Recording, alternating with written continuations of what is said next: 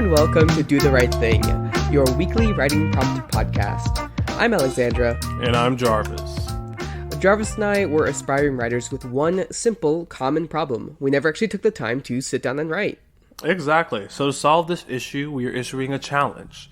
Each week you sit down and write a complete short story using 3 or 4 randomly generated words. And then we come on the podcast, we read the story, we talk about what we learned in writing it, and then we talk about stories sent in by you wonderful listeners. Exactamundo. We're simply here to help you do the right thing. A Doof Media Production. Happy New Year. Happy New Year. Happy 2022. I hope this one is looking to be a good one. It's nothing terrible has gone so far in my life. Yeah, it's been a good 3 days. Yeah. Hey. And the recent bad news, the thing that was in the news that everyone was bummed out about, Betty White dying, that happened on December 31st, didn't it? Yeah, like so that was in the last year. That was last year. Mm-hmm. So we still got nothing bad happened. There's nothing in the world that went wrong since January 1st. Yeah, I mean, granted, you know, you can quote me on that. I think the only thing that has happened is that they are cracking down on the January 6th insurrectionists, which, you know, depending on your political leanings, that could be a good thing. I think it is. Yeah, I mean, I don't know if they're doing that much, but well, definitely not. But I feel that there are some people that think that this is the first bad thing of 2022. I think that's rather silly. Isn't Donald gonna do like a big thing on the 6th? Like on the anniversary of it, he's like doing some talk or something. I heard about this. Yeah, so we'll see how that goes. I wonder what he's gonna say. Well, probably just like, let's do it again. Yeah. Or something. Yee. Second time's the charm. Granted, Electric Boogaloo. Donald Trump has been switching up a lot recently to where, like, because at first, you know, he was against the vaccines, and then he's with it, and then now he's preaching that people should get vaccinated, even though he did preach to his base during his presidency that they shouldn't get vaccinated. Well, he didn't say... I don't think he ever said that just straight up, you shouldn't. He just was very much going, it's your choice, you know, if you don't want to, you don't have to. And saying that, like, was basically saying, don't say it, yeah. But exactly, I think there's, like, that little difference. That is the difference. But now he is switching up. So hey, maybe when he goes up on the stand on January 6th, you know, maybe he'll be like, you know what, we don't need to storm the Capitol. We need to trust the government in all that he does and all that it does. Okay. Yeah. I feel like that. I wonder how that would turn out actually, because I feel like his base would not enjoy that message. I mean, neither would I, to be honest, but... Well, yeah, but then again, like...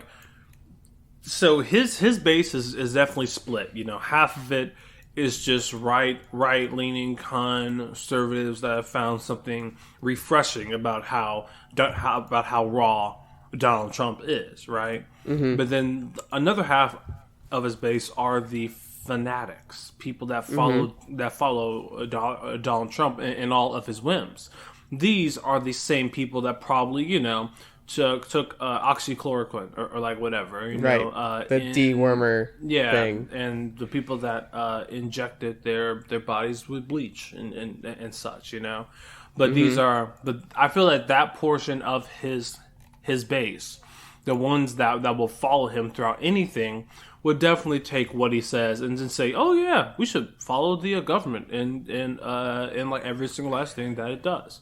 What if he goes like, "Hey, those microchips actually make you stronger." Ooh, yeah. So you should put on your very own Elon Musk microchip, and you'll be on our radar. Yeah, you actually get to Snapchat people from within your own brain. Ooh, okay. Think on it really hard. That's kind of tight. Not gonna lie. Yeah. But he can say a number of 1,000 different things. But I know one thing that he's not doing, and that's the right thing. So That's here the end of the on. podcast. That's That's it. it. Because the Bye. second time you say it, that's the show. So Yeah. But here on Do the Right Thing, we have a podcast where we sit we down talk and we about read. politics. When we talk about politics, sometimes, but the majority of it is reading other people's stories. So the first story we are going to be reading this week on this wonderful week, where the words for this week were occupy, layer, tune, and static. The story we will be reading is by Ghost Pac-Man 4 with channel surfing. Yeah, this is a really cool story, so I'm excited to read it. But same old, same old. So this is Channel Surfing by Ghost Pac-Man 4. The dial was covered in grime. Not because it was old, though it was, but because her hand had been at it for so very, very long. Amanda pulled her right sleeve up so she could grab it with her right hand and used it to wipe down the dial. She took the grimy, dirty sleeve and used it to make a tally mark on the beige wall of the room. The wall she was on was filled 3/4 of the way with tally marks. 2 other walls were completely filled in by tally marks. Occasionally, some were circled, and most that were circled were crossed out. One wall was filled with different text. She wiped the rest of the dirt off her sleeve on the floor before going back to the chair and grasping the dial of the radio again. She tuned it to the next frequency. Amanda could only see 8 digits on the display. Somehow, the frequency had kept increasing until the number ran off the display. When she had realized this, she had begun the tally system on the walls to continue keeping track. She was greeted with the sound of static. Next was more static. Using what she could see on the display, it took her 10 more attempts before she got sound mixed in with minimal static. It's January 29, citizens. We have had to increase the number of volunteers to 200 brave and selfless souls. However, no crimson events were observed, so it seems we've discovered the next effective number required. Today, the Red Ministry discusses if so many people per day is a tenable number. Amanda sighed before tuning to the next frequency and beginning another streak of channels with nothing but static. Another dead end. No way do I want that kind of reality. It took her 23 more turns of the dial before she hit actual voices. We've taken over the central broadcasting stations. In 14 hours, on New Year's Day, we launched the true counteroffensive and overthrow the oppressive Hanxiao regime. Either join us and lend your aid, or when we ascend, those that chose to hunker down and stay quiet will be treated like the cowards they are. Stand up and fight. Ascend yourselves from the faceless masses and become fellow heroes.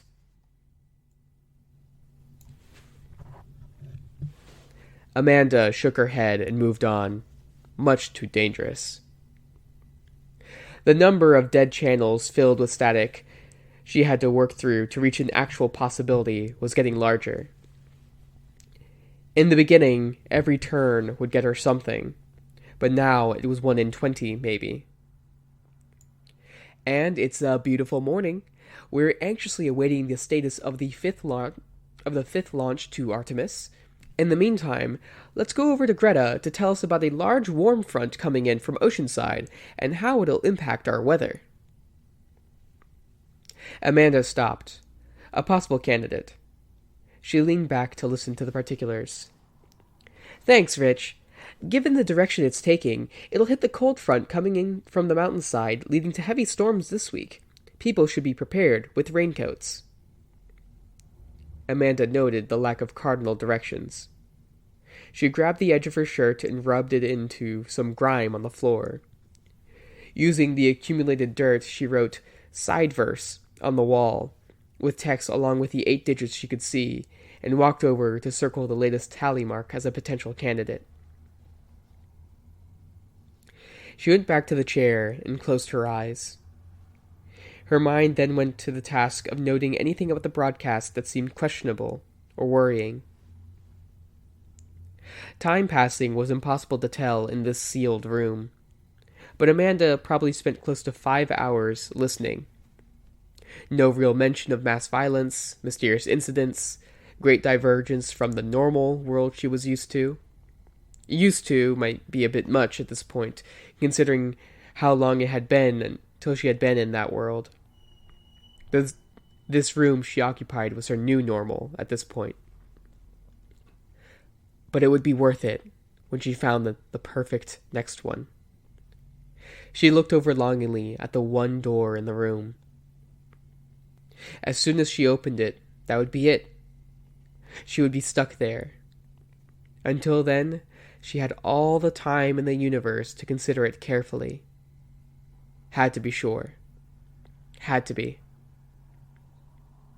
After a while, nothing crazy appeared in the broadcast. She left the tally mark circled and didn't cross out the circle. She could go over and listen to other circled marks to gauge them again. Amanda decided to keep turning the dial for now. If she could go to sleep, she would. But instead, her vision kept longingly drifting to the door, zoning out as only static played in her one ear. A sigh escaped her, and Amanda reminded herself that being in this room was honestly a dream come true. It was draining in a way that she wasn't sure a human was designed to handle, but the end result would be worth it. She was so lucky to have ended up here.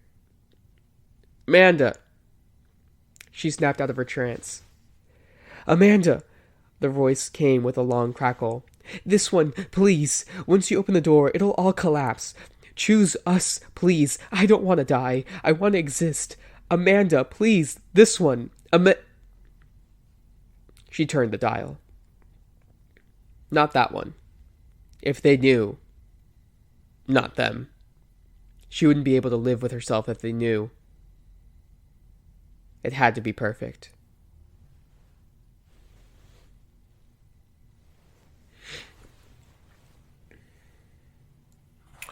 Well, all right, all right. Hold on, I need to fix these levels real quick. Jesus. Turn that down. But overall, I do, of course, enjoy not only the form of this piece, but the content also. I found that we get a good sense of to what this main character is sort of looking for as they are flipping through all of these different channels. And yeah, it is interesting, it is strange, and I just really enjoy reading this one. I think that this one has a really great concept overall. Mm-hmm. Well, then with that context, I think it does work really well.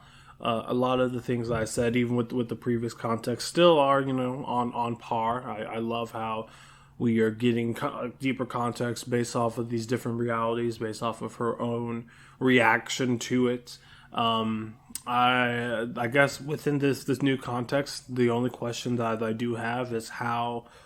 Well, she seems to be fairly aware of where she is, and I guess the really how of how she actually got there isn't all too important because we're staying within this one moment. So I guess the only thing is like exactly what is she looking for on the deeper level, like beyond just a sort of peaceful one. Yeah, that's a really great question. And because she's been looking for so long, and as she's listening, she doesn't even like come up with what her criteria are.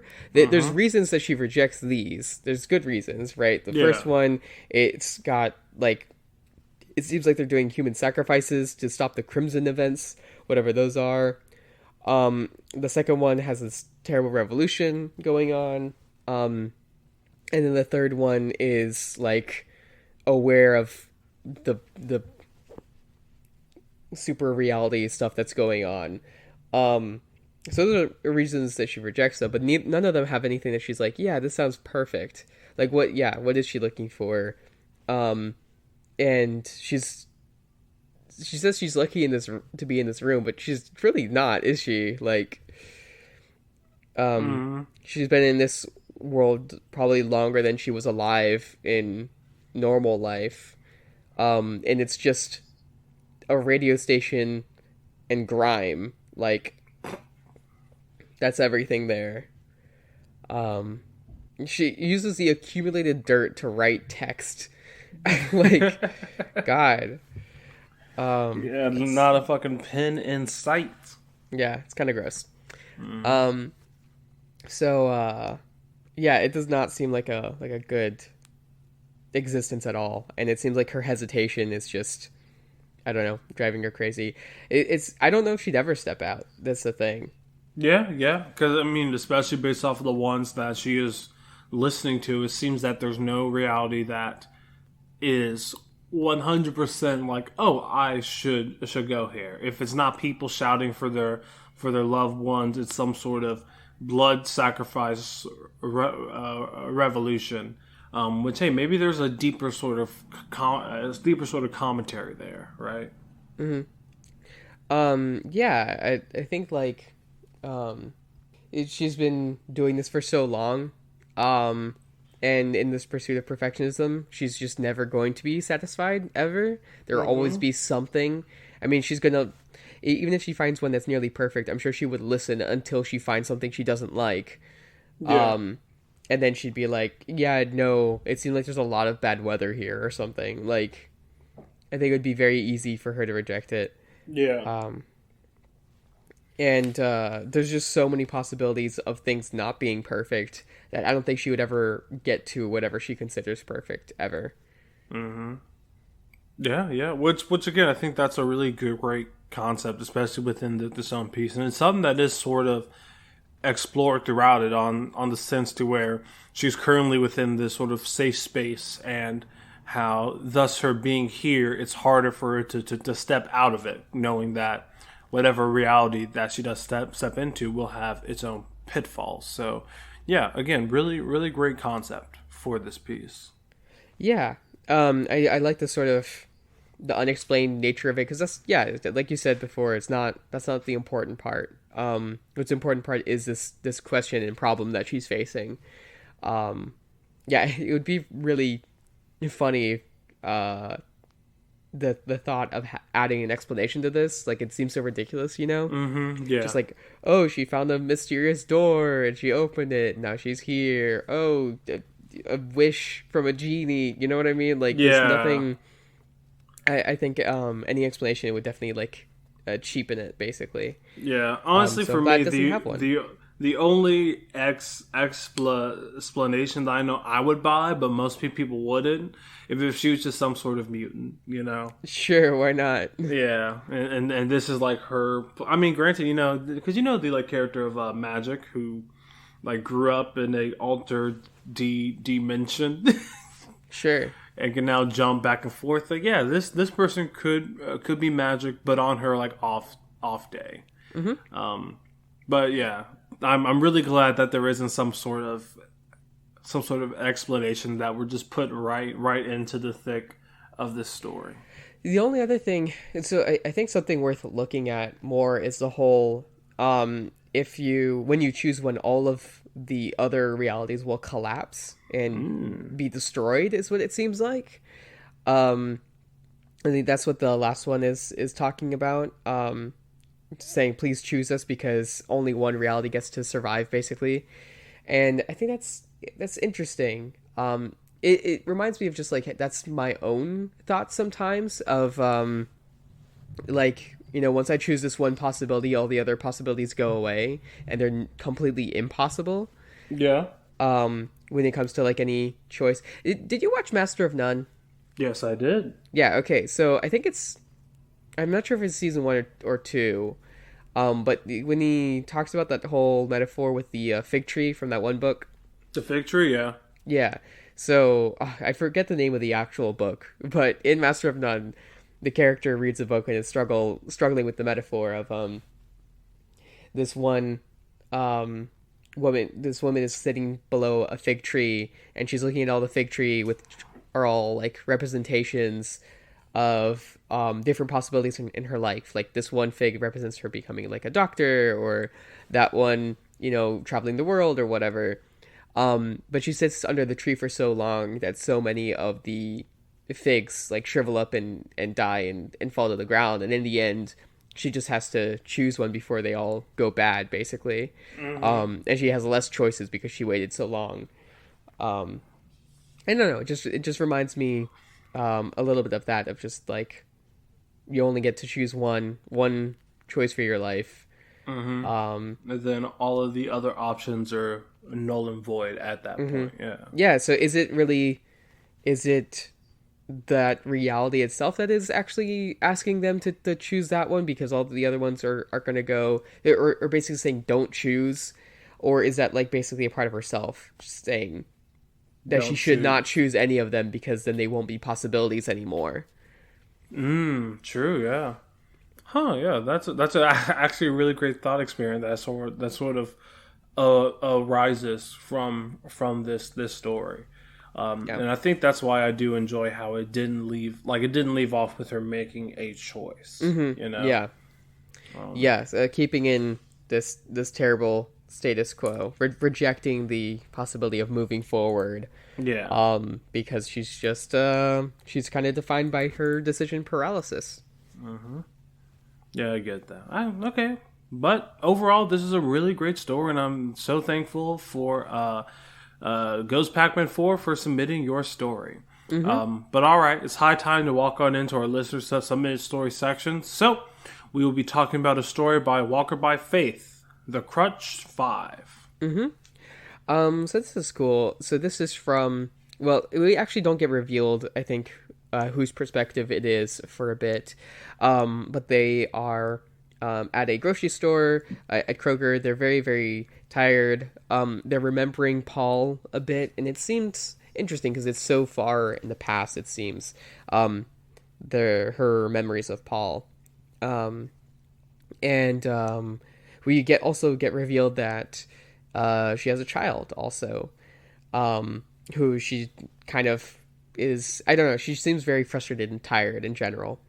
But the child points out that a older lady is like staring at them, and so she tells the child to go off and go pick a toy. Well, she goes and talks to the lady, and the lady asks her about Paul McIntyre, and says that I'm his mother, Audra, and that this main character's son looks just like how Paul did at that age. And then we get the reveal, or around that time we get the reveal of who our narrative character is, and it's Sarah, the like love interest that Paul had for a little bit. And basically the little kid comes back named Polly and says grandma implying that, so this is Sarah's son with Paul, which implies why she's so tired, because being a single mother is really fucking hard. So yeah. Yeah, but I really do love this continuation of this story. I love a lot of the references sprinkled throughout. I think that the Transformers reference was hilarious. And I also like the moment when I think Sarah picks up a onion, talks about ogres. I think that those moments were really nicely spread out and really kept a certain sense of levity within this piece. I think overall, I really do enjoy just the events of this, how it feels so grounded and so contained, and how we're jumping between Sarah's thoughts into reality, and how there is a really strong shift when the son does notice that there's a woman watching them.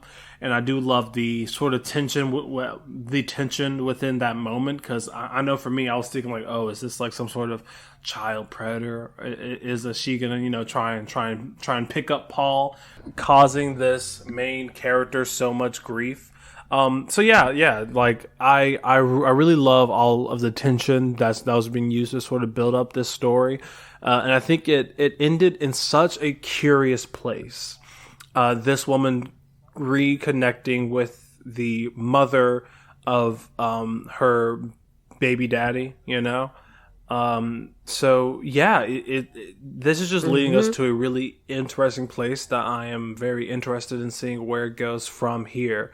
But overall, this story is really great, really, really well written, and I'm excited that you decide to send another entry in. Mm-hmm. Yeah, I think it's definitely a very interesting choice to Yeah. jump 8 years in the future, is what it seems like. Um, which yeah, I really liked. I'm wondering about the like dangling thread from I think last week with Audra's mother being a victim of like Mm-hmm. targeted harassment and how that's gonna factor in. But it also doesn't necessarily have to. You don't actually have to. Some threads don't have to be tied up. Um, but I think yeah, this is the first time also that we're going back Yes. into an older perspective that we've already been in. Um, yeah, and I guess this is sort of going to be about remembering, um, yeah, someone that's passed a long time ago, and how it says at the beginning how like the grief is over and like the true healing is going on now. Definitely a different sort of topic than what was addressed before. Well, all right. Thank you very much to Walker by Faith, and also thank you to Ghost Pac-Man 4 for submitting stories, and thank you to Walker by Faith for leaving Hell comments yeah. not only under your own story, but under someone else's. Thank you so much, and these comments are definitely filling out the forum, and then also providing someone else with really great feedback. If you want to be like all of these wonderful writers and submit your Mm-hmm. stories to do the right thing, you can do that by going to Reddit at /r/ do the right thing. If you want to see the words as soon as they come out, the best place to do that would be on Twitter by following at RightThingCast. Or if you want to send us an email, just send how you're doing, say how your New Year went. What are your New Year's resolution? Is anyone doing a New Year's resolution Ooh, to that'd be do a the good right one. thing? That would be cool. That would be dope, I think. Then send us an email at rightthingcast at gmail.com. Exactly. And also, if you want to support us and everything else happening in Doof Media, you can do that by donating to the Doof Media Patreon. All you have to do is donate $10 or more per month to get access to exclusive bonus content, including the latest episode of Doof Over, which should be coming out sometime this month. Sure. Yeah, we should make plans right after this call, maybe. So, of course, there's always so much else going on at Doof Media. If you haven't jumped on and checked out What You Say, an OC podcast, please do. There's just some wonderful content. I think they're pretty freaking deep into it at this point. But regardless, I think it's one of those things that you can just jump in and just hear the wonderful banter between Scott and Elise. And additionally, on January 7th, at the end of this week on Friday, is this month's book club, the last one of 2021, where they'll be covering Red Mars, the first book of the Mars trilogy. Which is I believe it's a sci-fi classic. So if you haven't checked that out, I'm sure there is just barely enough time to get that from your library, and just power through it.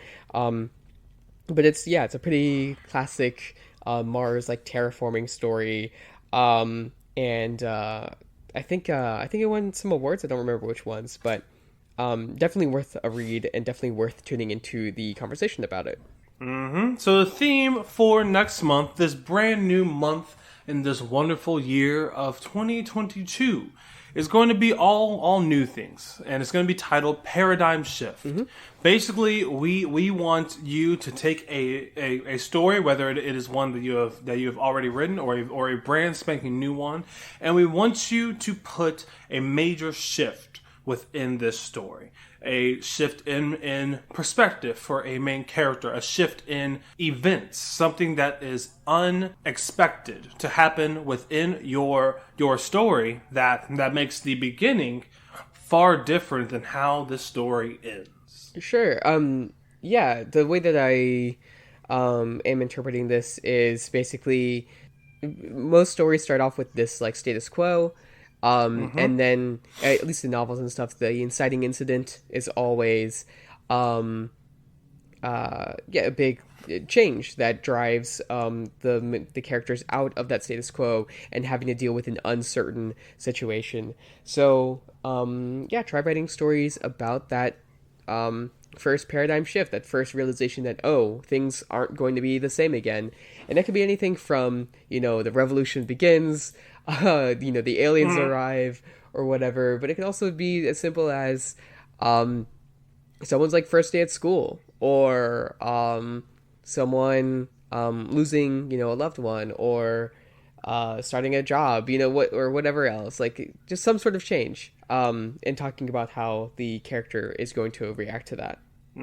Exactly. And the words that you will be using to accompany this brand new theme are cane, finish, lecture, and slot. So cane, which I'm coming up with three meanings. One is like a walking cane, which someone uses to support themselves. And I think the verb to cane someone actually comes from that, which is to use a hard stick. Usually it's a little thin, but not like super super thin. I mean, it's enough to support someone, but it's not like a bat. To hit someone and beat them, usually extremely painfully, and it's usually like a pretty serious kind of assault. And then the other meaning that's coming to mind is like cane sugar, which is named after the first thing, where we also, get most of our sugar. We will definitely let you use the name Kane, the Spider-Man clone Kane. Okay. As long as the Kane in your story is in fact the Spider-Man clone Kane. Right. Of course. Yes.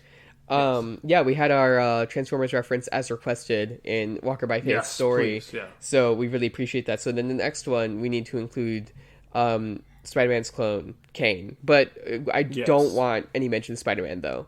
Yeah, no. Just Kane. And also no Spider-Man villain either. Yeah. So. Right, just Kane. Just Kane all the time. Just Kane, yes. If you want to write about the French Cannes Film Festival, how do you pronounce that? I didn't even know this was a thing. Oh, well, okay, it's a film festival, and it's like Canne with the little accent S. Cannes? I don't know. I'm not educated. It's fine.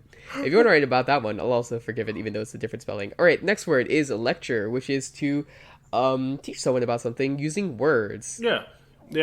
Using words extemporaneously. Yeah, and usually extensively.